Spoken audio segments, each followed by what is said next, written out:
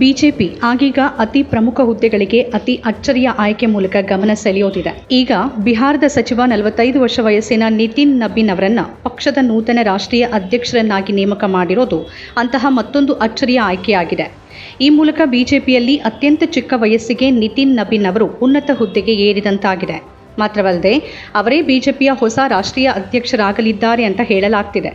BJP ಸಂಸದೀಯ ಮಂಡಳಿ ರಾಷ್ಟ್ರೀಯ ಕಾರ್ಯಾಧ್ಯಕ್ಷರನ್ನಾಗಿ ನಿತಿನ್ ನಬೀನ್ ಅವರನ್ನು ಆಯ್ಕೆ ಮಾಡಿರುವ ಬಗ್ಗೆ ಬಿಜೆಪಿ ರಾಷ್ಟ್ರೀಯ ಪ್ರಧಾನ ಕಾರ್ಯದರ್ಶಿ ಅರುಣ್ ಸಿಂಗ್ ಈಗಾಗಲೇ ಪ್ರಕಟ ಮಾಡಿದ್ದು, ಅವರ ನೇಮಕಾತಿ ತಕ್ಷಣದಿಂದಲೇ ಜಾರಿಗೆ ಬರುತ್ತೆ ಅಂತ ಭಾನುವಾರ ಅಧಿಕೃತ ಅಧಿಸೂಚನೆ ಹೊರಡಿಸಿದ್ದಾರೆ.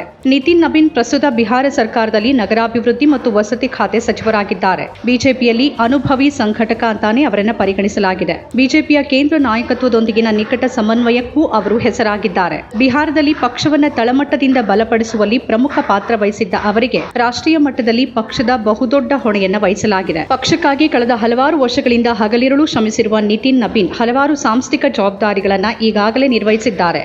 ನಿತಿನ್ ನಬೀನ್ ಆಯ್ಕೆಗೆ ಪ್ರಧಾನಿ ನರೇಂದ್ರ ಮೋದಿ ಅಭಿನಂದನೆ ಸಲ್ಲಿಸಿದ್ದಾರೆ.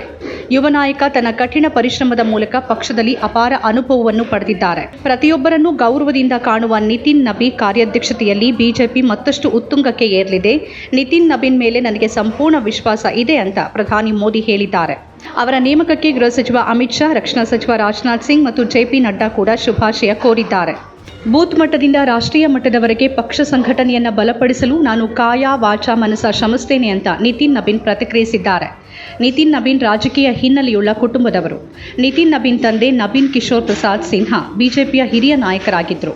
ಶಾಸಕರಾಗಿಯೂ ಸೇವೆ ಸಲ್ಲಿಸಿದ್ದಾರೆ.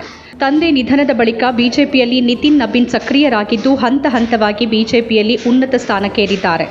ಕಾರ್ಯಕರ್ತನಾಗಿ, ಮುಖಂಡನಾಗಿ, ಶಾಸಕನಾಗಿ, ಬಳಿಕ ಸಚಿವರಾಗಿ ಅವರ ಅನುಭವ ದೊಡ್ಡದಿದೆ. 1980ರ ಮೇ 23ರಂದು ಜಾರ್ಖಂಡ್ನ ರಾಂಚಿಯಲ್ಲಿ ಜನಿಸಿದ ನಿತಿನ್ ನಬೀನ್ ತಂದೆಯ ನಿಧನದ ನಂತರ ಸಕ್ರಿಯ ರಾಜಕೀಯಕ್ಕೆ ಪ್ರವೇಶಿಸಿದ್ರು. ಕಾಯಸ್ಥ ಸಮುದಾಯದವರಾದ ನಿತಿನ್ ನಬೀನ್ ತಂದೆಯ ಹಠಾತ್ ನಿಧನದ ನಂತರ 25ನೇ ವಯಸ್ಸಿನಲ್ಲಿ ರಾಜಕೀಯಕ್ಕೆ ಬಂದರು. 2006ರಲ್ಲಿ ಬಿಹಾರದ ಪಾಟ್ನಾ ಪಶ್ಚಿಮ ವಿಧಾನಸಭೆ ಕ್ಷೇತ್ರದ ಉಪಚುನಾವಣೆಯಲ್ಲಿ ಗೆಲ್ಲುವ ಮೂಲಕ ಅವರ ರಾಜಕೀಯ ಬದುಕು ಶುರುವಾಯಿತು. ನಂತರ ಅವರು 2010, 2015, 2020 ಮತ್ತು 2025ರಲ್ಲಿ ಬಂಕಿಪುರ ಕ್ಷೇತ್ರದಿಂದ ಸತತ 4 ವಿಧಾನಸಭೆ ಚುನಾವಣೆಗಳಲ್ಲಿ ಗೆದ್ದಿದ್ದಾರೆ. 2008ರಲ್ಲಿ ಬಿಜೆಪಿಯಲ್ಲಿ ಅವರು ಬಿಜೆಪಿ ಯುವ ಮೋರ್ಚಾದ ರಾಷ್ಟ್ರೀಯ ಕಾರ್ಯಕಾರಿ ಸಮಿತಿ ಸದಸ್ಯರಾಗಿ ಮತ್ತು ಯುವ ವಿಭಾಗದ ಸಹ ಪ್ರಭಾರಿಯಾಗಿ ಸೇವೆ ಸಲ್ಲಿಸಿದ್ದಾರೆ. 2010-13ರಲ್ಲಿ ಅವರು ಯುವ ಮೋರ್ಚಾದ ರಾಷ್ಟ್ರೀಯ ಪ್ರಧಾನ ಕಾರ್ಯದರ್ಶಿ ಆಗಿದ್ದರು. 2016ರಿಂದ 19ರವರೆಗೆ ಬಿಹಾರ ಬಿಜೆಪಿ ಯುವ ಮೋರ್ಚಾದ ರಾಜ್ಯಾಧ್ಯಕ್ಷರಾಗಿದ್ದರು. ಈಶಾನ್ಯ ರಾಜ್ಯಗಳಲ್ಲಿ ವಿಶೇಷವಾಗಿ ಸಿಕ್ಕಿಂ ಮತ್ತು ಅರುಣಾಚಲ ಪ್ರದೇಶದಲ್ಲಿ ಪಕ್ಷದ ಬೆಳವಣಿಗೆಗೆ ಶ್ರಮಿಸಿದ್ದಾರೆ.